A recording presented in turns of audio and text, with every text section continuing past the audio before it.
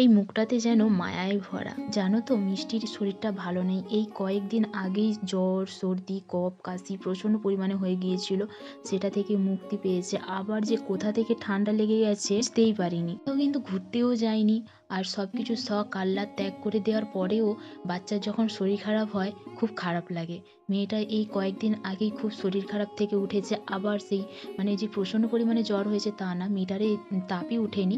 কিন্তু গুমো, গুমো জ্বর, তার সাথে আবার একটু হালকা, হালকা সর্দি দেখা দিয়েছে। জ্ঞান করছে। কালকে তো সারারাতই ঘুম হয়নি। এলোপ্যাথি ওষুধ আছে, কিন্তু ওকে ওষুধ খাওয়ালে না কোনো খাওয়ারই খেতে চায় না। হোমিওপ্যাথি ডাক্তারবাবুকে দেখাতে এসেছি। দুঃখজনক ব্যাপার হলো যে এলোপ্যাথি থেকে ভয় পেয়ে আমি হোমিওপ্যাথিতে গিয়েছি।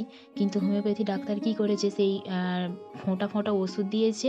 জলের মধ্যে ১৫ ফোঁটা করে খাওয়াতে বলেছে। কিন্তু এতটাই তীব্র ঝাঁঝালো, মিষ্টি একদমই খেতে চায়নি। তো কি আর করা যাবে, ওকে আবার এলোপ্যাথি যে ওষুধ ছিল সেটাই খাওয়াচ্ছি।